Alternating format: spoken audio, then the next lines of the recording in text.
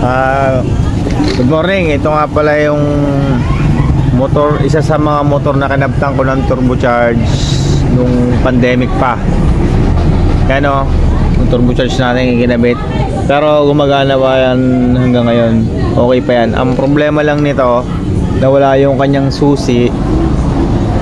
Tapos pinagawa niya sa ibang mekaniko, hindi makuha ang sira.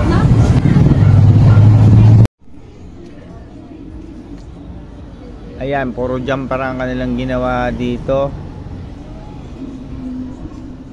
Tapos tinanggal nila yung fuse. Kasi kapag daw ito ay pinalitan na rin niya ng battery, nilagyan nila ng bagong battery yan, bago yan. Kapag daw nilalagyan ng fuse, pumuputok yung fuse. Yung kanilang mawiringan yan, puro jumper ang ginawa nila dyan. Since malayo yung may-ari nito sa amin, dahil ito'y dinayo lang sa akin nung pandemic pa. Bago pa pala mag-pandemic. Pero gumagana ang regulator. Ang ating turbocharge gumagana to. Kasi kaya ito na nadala dito. Yan, ginawa nila, binaypass na lang nila dito. Tapos dinala dito sa unahan. Ayun, ito ang kuha ng susian niya. Pinagdugtong na lang dito nung may-ari para lang madala dito sa akin. Pero goods yan, one click yan.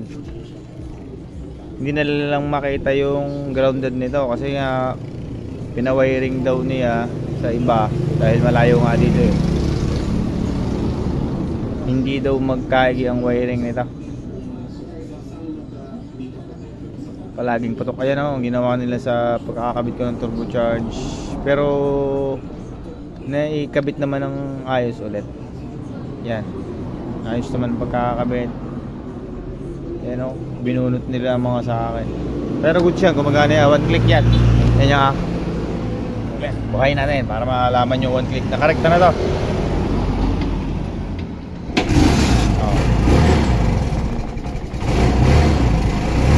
Yan o, one click.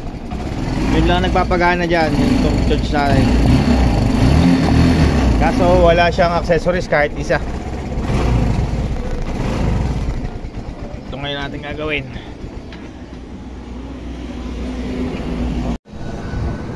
Ito po. Diba kapag sabi ko kanina, kapag daw nilalagyan to ng fuse, laging putok ang fuse. Ang una po dapat i-check natin dito is yung line punta sa susian. Bali ang sa barako po, ito ay kulay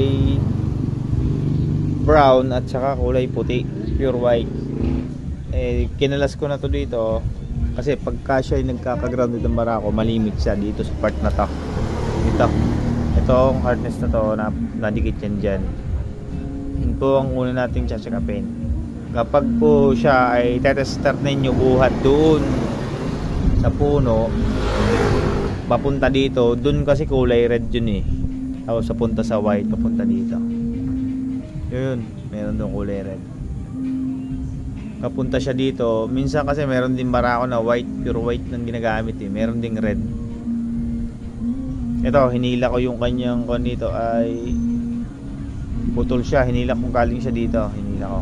Yan, putol. At ang isa pa, pag okay naman siya, yung linya diyan ng kawang yan, kapag in case naman na kapag sinusian saka lang siya pumuputok yung fuse, dito naman siya may problema. Check-upin din po ninyo itong bakal na to. Nag-grounded din po yan kasi dyan nakasiksik yung mga wire natin dyan dumaraan. Kagaya nito, kulay brown na to, may konsya ng sunog, lumapat siya dito. Check nyo lagi kulay brown na wire kasi yun ang positive line nito. So yung accessory wire, yung ganyan sa Kawasaki. Saka ang isa pang nagiging cause ng grounded niyan, kapag okay yung mga wire na yun na sinabi ko sa inyo kanina, eto naman sa brake, ito line na to, kulay brown din yan. Ang dulo niyan brown tsaka blue. Eto, dalawa na to. Tama ba? O nga, ito nga. Ito, dalawang to. Yan. Pwede nyong i-try kung ba may grounded dyan, tatry ninyo ito na bunutin itong brown na papunta dito, ito sa handle na to. At ang isa pa dito sa likod, kapag hindi nyo mahanap talaga, ito naman yung sa paa, yung sa rear brake, ito. Kulay brown at blue din to. Ito. Bunutin nyo yan, saka nyo try para hindi na mahalwat yung harness. Ito namang suko na to, since may edad na talaga tong barako na to, bibiyakin ko na siyang yung harness nya. Then lalagyan ko siya ng bagong linya, ang kanyang main line, yung positive na papunta sa susian. Bibiyakin ko na yan kasi doon buo, tapos dito wala yung kabilang dulo.